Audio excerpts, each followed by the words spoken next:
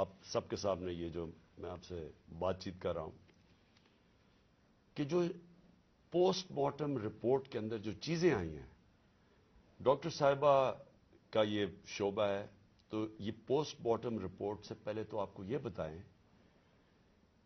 کہ ایک کارکن اسپیشل چائلڈ جو کہ میرے خیال میں اس نے زندگی میں کسی کو نقصان نہیں پہنچایا، اس کی ویڈیوز چل رہی ہیں سوشل میڈیا کے اوپر، اس سے جو کیا گیا، پہلے میں یہ چاہتا ہوں کہ ڈاکٹر صاحبہ آپ کو پوسٹ مارٹم رپورٹ سے بتائیں کہ اسے ہوا کیا۔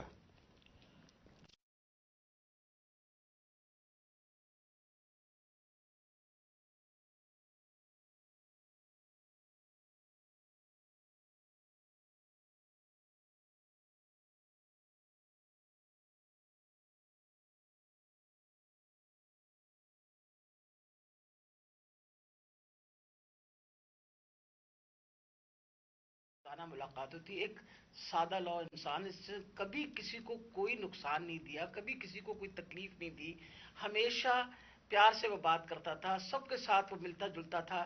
اس بچے کے اوپر اتنا ظلم اور تشدد ہوا، جب میں نے یہ پوسٹ مارٹم رپورٹ پڑھی تو میرا دل دہل گیا کہ یہ جن لوگوں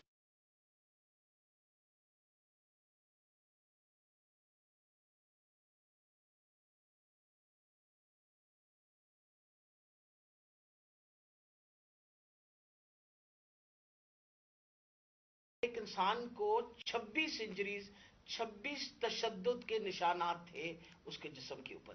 سب سے اہم جو تھا وہ تھا کہ اس کے سر کے اوپر باقاعدہ کسی بلنٹ انسٹرومنٹ یعنی کسی ڈنڈے سے اس کو زور سے اس کے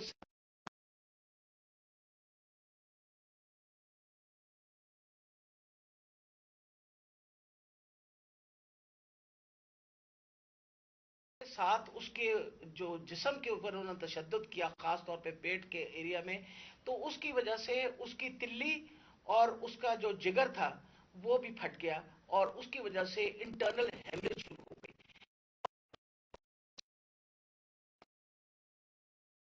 تشدد کر کے ٹیسٹیکولر ڈیمیج کیا۔ مطلب اس سے زیادہ تم کسی انسان پہ کیا تشدد کر سکتے ہیں؟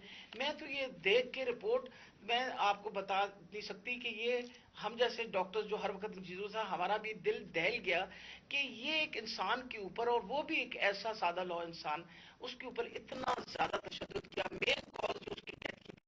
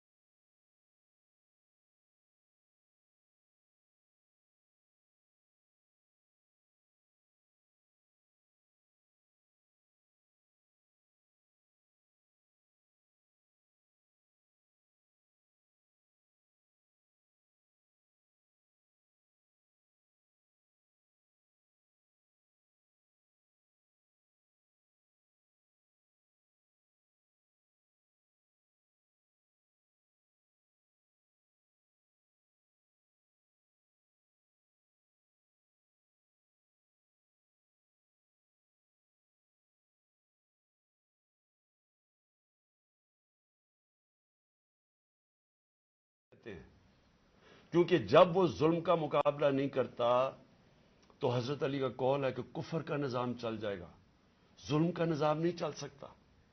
یہ ہمارے نظام کے اوپر یہ جو ڈاکٹر صاحبہ نے ابھی پڑھ کے سنایا ہے، میں آپ کو یہ یقین دلاتا ہوں کہ یہ سب آپ سمجھ لیں، اگر ایک قوم اس کے اوپر اپنی آواز بلند نہیں کرے گی، اور جو کمزور ترین جہاد ہے کہ زبان سے اس کے خلاف نہیں بولے گی، تو یہ قوم کو جینے کا حق نہیں دیتا اللہ۔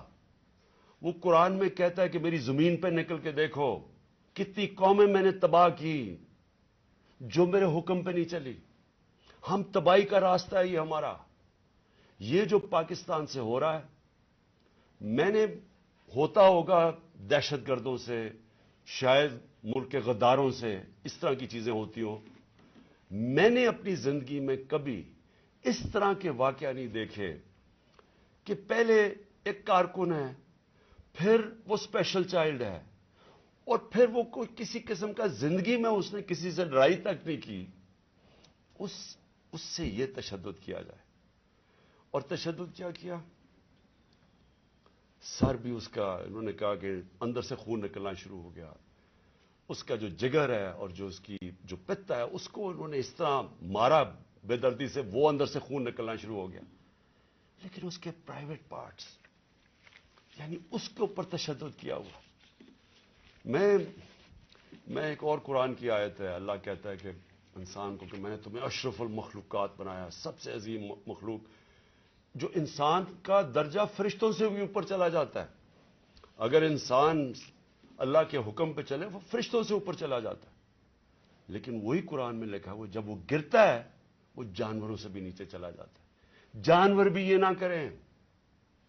اور یہ جو ہمارے اوپر، جب سے میں یہ دیکھا ہے، ایک آدمی جب سے آیا ہے اس کو ایک پوزیشن پہ لگایا ہے، میں نام نہیں لیتا کیونکہ پھر سینسر ہو جائے گا، اس کو بھی پتا ہے، قوم کو بھی پتا ہے وہ کون ہے. جو اس نے ظلم کرنا شروع کیا سیاسی کارکنوں پہ، ایکسپرٹیز تھی اس کی کاؤنٹر ٹیررزم، دہشت گردوں سے کچھ کرتا تھا. لیکن میں سوچتا ہوں کہ وہ دہشت گردوں سے بھی یہ جو کرتا ہوگا یا جن کے اوپر شک ہوگا کرتا ہوگا، تو وہ کتنی نفرت پھیلی ہوگی ان علاقوں کے اندر. تو یہ جب سے وہ آیا، پہلے ہم نے شہباز گل کا، پہلے ہم مانے ہی نہ کہ شہباز گل سے یہ ہوا. وہ شہباز گل ابھی تک ٹھیک نہیں ہوا. جو انہوں نے اس کے اوپر تشدد کیا ہے، ایک یونیورسٹی پروفیسر پاکستان آتا ہے، چھوڑ کے ملک کے لیے ایک خواب دیکھ کے آتا ہے، اس کو جو انہوں نے ننگا کر کے اور جو اس کے اوپر تشدد کیا وہ ابھی تک ٹھیک نہیں ہے. کون سا وہ دہشت گرد تھا؟ پھر اعظم سواتی سے جو کیا انہوں نے. یعنی ہم اگر قوم یہ چیزیں بھول جائیں گی، ایک دن آپ کا بھی وقت آ جائے گا. ایک سینیٹر 75 سال کا آدمی، اس کو صرف ایک ٹویٹ کرنے پہ اوپر کے باجوہ صاحب شکریہ NRO 2 کا. کون سے دنیا کے ملک کے اندر یہ جرم ہے کہ شکریہ باجوہ صاحب NRO 2 کا؟ لیکن وہ کوئی سپر کنگ، کوئی فرعون کہ کسی کی جرت پڑ گئی، رات کو اس کو مارا، پوتیوں کے سامنے اس کو 3 بجے آ کے گھر میں تشدد کیا، پھر اس کو اٹھا کے لے کے گئے اور نامعلوم افراد کے حوالے کیا جنہوں نے ننگا کر کے اس کے اوپر تشدد کیا. اور جب اس کو مار رہے تھے تو سنا رہے تھے اس کی چیخوں کی آوازیں، اور اس میں بتا رہے تھے اس کو کہ بتاؤ یہ عمران خان سے کیا جائے گا. یہ ان لوگوں سے پالا پڑا ہوا اس قوم کو. اس کے بعد ارشد شریف سے وہ سب کو پتا ہے کیا ہوا. کیا ارشد شریف کا قصور تھا؟ ساری قوم جانتی ہے کہ وہ رائے حق کا آدمی تھا، کوئی اس کا ضمیر کی قیمت نہیں تھی، کوئی اس کو خرید نہیں سکتا تھا، ڈرا نہیں سکتا تھا. اس جیسے جرنلسٹ سے، صحافی سے انہوں نے کیا. اور پھر سوشل میڈیا کے بچوں سے، میں نے آپ کو بتایا ماں باپ کا مجھے آیا کہ ہمارا بیٹا ابھی تک ٹھیک نہیں ہوا. کوئی ٹویٹ کرنے پہ اس کو اٹھا کے لے گئے، 2 دن اس کو رکھ کے یہ ننگا کر کے مارا. وہ کہتے ابھی تک وہ ذہنی طور پر ٹھیک نہیں ہوا. کتنے سوشل میڈیا کے بچوں نے مجھے یہ بتایا کہ انہوں نے ٹویٹس کے اوپر اٹھا کے لے گئے ان کو. دہشت کہ کیسے کسی طرح ہم ان کو بھیڑ بکریوں کی طرح بنا دیں، خوف اتنا پھیلا دیں کہ ان کو غلام بنا دیں. اور پھر صحافیوں کے اوپر ان کو ذلیل کرنا، ان کو یعنی عمران ریاض کو پکڑ کے اس کو جیل میں 4 چھوٹے سے کمرے میں بند کر دیا، گندے سے کمرے میں. اس کو سمیع ابراہیم جیسے صحافی کو اس کو جا کے ذلیل کرنے کو، ایاز امیر دانشور، اس سے جو کیا، جمیل فاروقی کو اٹھا کے وہ بتا رہا ہے ننگا کر کے، اس کو ننگا کرنے کا شوق ہے. سائیکوپیتھ ہے، میں آپ کو بتا رہا ہوں، نارمل آدمی اس طرح نہیں کرتے. یہ کوئی پرابلم ہے، کوئی ذہن کے اندر ذہنی مریض ہے. جو اس طرح کا تشدد کر سکتا. اور یہ جو ہوا ہے, اب یہ ذرا کہانی سنیں, تھا کیا. الیکشن اناؤنس ہے 30 اپریل کو. میں بار بار کہہ رہا ہوں کہ جب الیکشن اناؤنس ہو گیا تو ایک پارٹی نے اپنی لانچ کرنی تھی کیمپین. آگے دن تھوڑے سے ہیں, روٹ اپروو ہوتا ہے, ڈاکٹر صاحبوں کو پتا ہے, ان کسے طے ہوتا ہے, اچھا اس روٹ پہ جانا ہے. ان کو کہتے ہیں جی تھوڑا سا آپ کو دہشت گردی کا خطرہ ہے, آپ کو دھیان رکھنا پڑے گا, تو دھیان رکھیں. حماد اظہر سے روٹ اپروو ہوتی ہے کہ یہ روٹ ہے, آپ کو فکر نہ کریں, اس روٹ پہ آپ نکل جائیں. سب کچھ طے ہو گیا. لوگوں کو بلا لیا, ریلیز آ رہی ہیں, جناب ہم نے اپنی لانچ کرنی ہے کیمپین. ایک دم صبح نہ پتا نہ کچھ ہوا, ایک دم پولیس پہنچ گئی, ناکے لگ گئے. پھر یہ نہیں انہوں نے کیا, ڈاکٹر صاحب یہ گواہ ہیں, یہ تو اپنی طرف سے آ رہے تھے ریلی لے کے, آگے ناکا نہ انہوں چپ کر کے کھڑے ہیں وہاں. ان کے اوپر واٹر کینن شروع ہو گئی, پھر آگے گاڑیاں توڑنی شروع ہو گئے, ان کے اوپر چارج کر دیا, لوگوں کو مارنا پیٹنا شروع کر دیا. ساری ویڈیوز ہیں, گاڑیاں توڑ رہے ہیں آ کے. اور پورا پلان بنا ہوا تھا کہ اس دن انہوں نے اور لاشیں گرانی تھی. ہماری یہ آرڈر کر رہے ہیں ان کے لوگ کہ مارو ان کو یہ کرو, لاشیں گراؤ, کوئی فکر نہیں پڑتا, کیونکہ پلان کچھ اور تھا. پلان یہ تھا کہ الیکشن سے نکلنا, اور دوسرا عمران خان کے اوپر یہ ڈالنا, یہ اور یہ ڈال دیا بیچارے. ضلع شاہ کا کیس 302 میرے اوپر قتل کا کیس ڈال دیا کہ میں نے اس کو قتل کیا. یعنی اگر ان بیوقوفوں میں عقل ہو, ایک تو عقل کی بڑی کمی ہے اس وقت, پتہ نہیں کون ان کو ایڈوائز کر رہا ہے. آپ مارتے ہیں, ساری قوم دیکھ رہی ہو, پھر میں اپنے اور قتل کسے کروں گا؟ ضلع شاہ کو. یعنی جس طرح میں نے بڑے زندگی میں قتل کیے ہیں, اور جس طرح 26 سال میں ہم نے بڑے کئی لوگوں کو قتل کروایا, ساری ہماری پرامن رہی ہے. اور ڈاکٹر صاحب گواہ ہیں, ان کی گاڑی پھر توڑی گئی, وہاں بیٹھے ہوئے ان کے اوپر اٹیک کر دیا. تو ان کا پلان تھا ایک لوگوں کو مارنا, الیکشن سے نکلنا, تصادم کرنا, اور دوسرا اس دن پورا پلان بنا تو اٹھا کے مجھے بلوچستان لے کے جانا تھا. یہ پلان تھا. اب میں اپنی قوم کے سامنے 2-3 چیزیں رکھنا چاہتا ہوں. دیکھیں, اس وقت بدترین قسم کا مارشل لاء سے بھی بری سختی آئی ہوئی ہے, ہمارے اوپر تو آئی ہوئی ہے. وہ دوسرے جو مرضی کرتے پھریں, پولیس اسکورٹ ان کے ٹیکس پیئر کے پیسے پہ وہ اپنی کیمپین کر رہی ہے, کوئی پوچھنے والا نہیں ہے, بلکہ پوری مدد کی جا رہی ہے.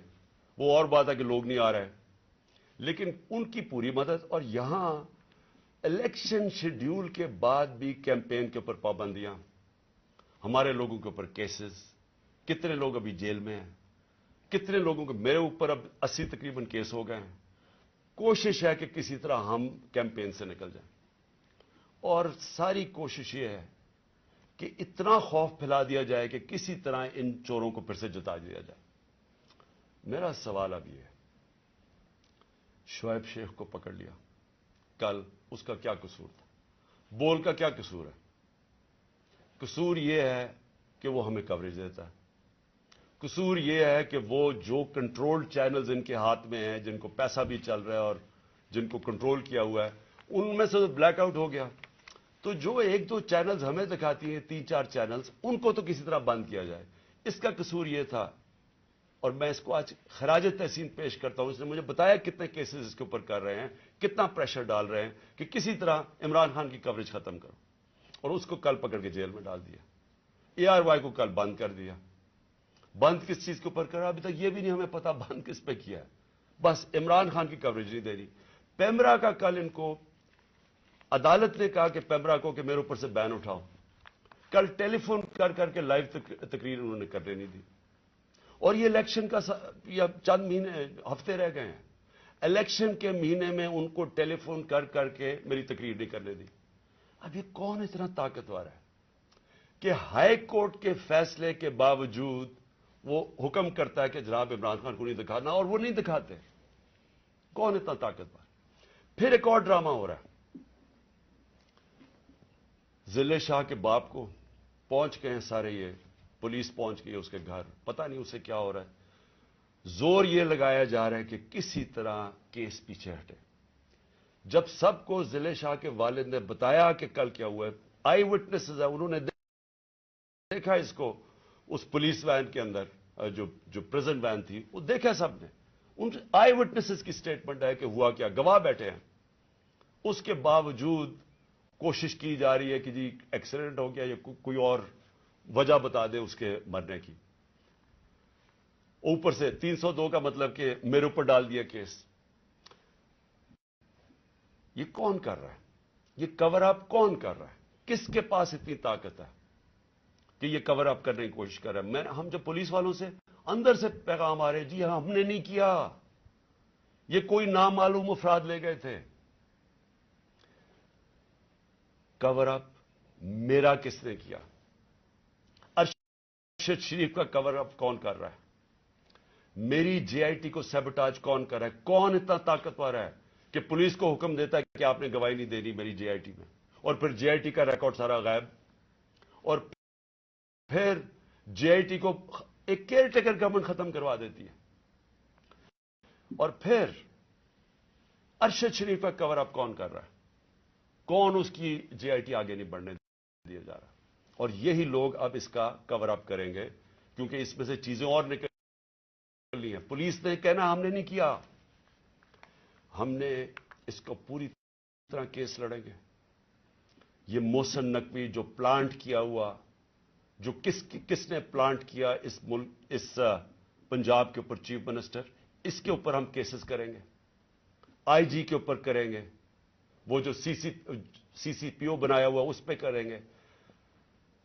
अदालत ने, सुप्रीम कोर्ट ने कहा कि जो पुराना सीसीपीओ है उसको वापस रीइंस्टेट करो, उसको अभी तक रीइंस्टेट नहीं किया। अदालतों के फैसले नहीं चल रहा है, अदालत कुछ कहती है या उसके ऊपर अमल नहीं किया जाता। कौन है इतना ताकतवर कि उसके पीछे ये खड़े होके सारे मुल्क के कानून तोड़ने के लिए तैयार है? वो गवर्नर क्यों नहीं, केपी का क्यों नहीं गवर्नर डेट दे रहा इलेक्शन की? वाज़ेह है, सुप्रीम कोर्ट ने कहा 90 दिन में होना है, वो क्यों नहीं दे रहा? कौन उसके पीछे खड़ा है जो वो डेट नहीं देता? सवाल मेरे सारे आखिर में पाकिस्तानियों के लिए, देखें, हमने बाहैसियत कौम फैसला करना है। क्या हमने इस जंगल में रहना है जिसका कोई अब मुस्तकबिल नहीं है और अपनी तबाही का रास्ते की तरफ जा रहा है? मुल्क तो डूब रहा है, माशियत तो तबाह हो गई है, सारे चोर ऊपर बैठ गए हैं, अपने 1100 अरब रुपए के केसेस खत्म कर दिए, पैसा इनका बाहर पड़ा है, 100 रुपए से ज्यादा इनके होते हुए डॉलर महंगा हो गया, रुपया गिर गया। यहां कौम गरीब होती जा रही है, इनका पैसा बाहर पड़ा ही है, इनको फायदा ही फायदा है, दौलत में इजाफा हो रहा है पाकिस्तान के मुकाबले में। तो हमने यहां पे बाहैसियत कौम फैसला करना है। हमारे पास दो रास्ते हैं, एक गुलामी का रास्ता और तबाही का रास्ता है, और एक अपनी हकीकी आजादी का रास्ता है। मैं अपनी सारी कौम को आज कह रहा हूं, देखें जो जिले शाह से हुआ है, अगर आप सबके दिल में वो तकलीफ नहीं है जो आज हम सबको हो रही है, यहां डॉक्टर साहबा बताएंगे नहीं, वहां औरतें रो रही हैं हमारी, जो हर रोज इसको देखती थी। इसने 4 महीने हमारे साथ उधर धरने पे गुजारे, आज से 8-9 साल पहले जब 2014 में हमने धरना किया, 4 महीने ये वहां बैठा रहा। ये वो ऐसा इंसान था, इसे सब प्यार करते थे, और इसकी आप वीडियोस देख लें कि आपको पता चलेगा कि कैसा एक भला मानस इंसान, एक जिसको कोई दुनिया की कोई चीज ही नहीं थी, एक इश्क में काम करने वाला आदमी, अगर उससे ये कर सकते हैं, उसको तशद्दुद करके मार सकते हैं, और ये कौम चुप करके तमाशा देख सकती है। मैं फिर से आपको कहता हूं, हमारा कोई फ्यूचर नहीं है। मैंने बर्तानिया के अंदर अपना टाइम गुजारा, क्रिकेट खेलता था 15-20 साल। उधर इस तरह की चीज हो, सारी कौम सड़कों पे होती है, कोई जिंदा कौम है, वो कौम अमर मारूफ पे चलती है। उसको जहाद का मतलब पता है कि जहाद होता है जुल्म का और नाइंसाफी के सामने कौम खड़ी हो, वो जिंदा कौम में होती है। मैं सारी आपकी अपनी कौम को कहता हूं, ये जो लोग, हमारी बदकिस्मती है कि ये जो जरदारी और नवाज शरीफ और शहबाज शरीफ, जो 30 साल से जुर्म पेशा लोग इस मुल्क को लूट रहे हैं और हर किस्म का जुर्म करते हैं, ये बैठे हैं, और जो 2-3 नामालूम अफराद जो इसको जकड़ के बैठे हुए, जिनका मैं नाम नहीं लेता क्योंकि फिर कट जाएगा, इन्होंने ये मुल्क को उधर लेके जा रहे हैं। سارے پاکستانیوں جن کا جینا مرنا ادھر ہے ہماری طرح کے لوگوں کا، ساروں کو یہ آج سمجھ آنا چاہیے کہ یہ ہم سب کی بربادی ہے۔ ان کو کوئی فرق نہیں پڑے گا، کیونکہ جنہوں کے پیسے باہر پڑے ہیں، جن کے ڈالرز باہر پڑے ہوئے ہیں، ان کو کوئی فرق نہیں پڑے گا جس طرف یہ قوم جا رہی ہے۔ اس لیے ساری قوم کو میرا آخر میں پیغام ہے کہ یہ وقت ہے ہم سب کھڑے ہوں اس کے خلاف۔ میں جو انہوں نے کیا پرسوں، یعنی جو ظلم کی انتہا کی، ساری قوم کے اوپر ہے یہ۔ ہمارا جرم کیا تھا؟ آپ اگر کوئی جرم بھی نہ کریں، آئین اور قانون کے بیچ میں چلیں، اور پھر آپ کے اوپر ڈنڈے برسائیں، لوگوں کو ماریں، گاڑیاں توڑیں اور قتل کر دیں، ایک وہ انسان یعنی جس کو شاید اتنا تکلیف نہ ہوتی اوروں کی جتنی اس کی ذل شاہ کی تکلیف ہے۔ میں ساری قوم کو آج کہتا ہوں کہ آپ سب تیاری کریں۔ ہم نے اس حقیقی آزادی کی جہاد میں ہمیں سب کو تیار ہونا چاہیے کہ ہماری جان بھی چلی جائے، لیکن ہم نے اب پیچھے نہیں ہٹنا۔ پاکستان زندہ باد۔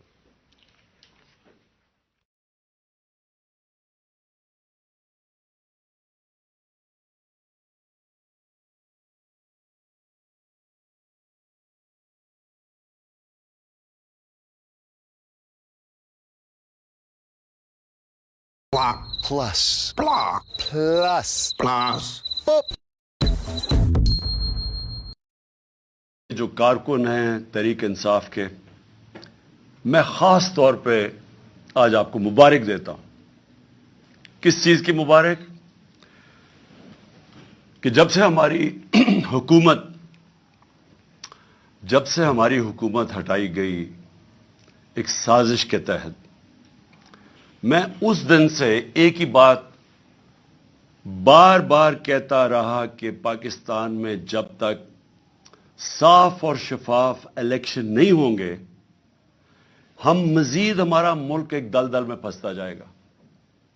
اس سے پہلے بھی جب سازش ہو رہی تھی ہماری گورنمنٹ گرانے کی، تو اس وقت جو آرمی چیف تھے اس کو میں نے سمجھایا کہ جب بھی آپ نے سیاسی استحکام ختم کیا، ایک گورنمنٹ گرا کے جب پولیٹیکل انسٹیبلٹی، جیسی گورنمنٹ گرے گی اسٹیبلٹی آئے گی، میں تب کہا کہ آپ کوئی بھی، اور خاص طور پہ یہ لوگ جن کو میں 30 سال سے جانتا ہوں، معیشت کو نہیں سنبھال سکیں گے۔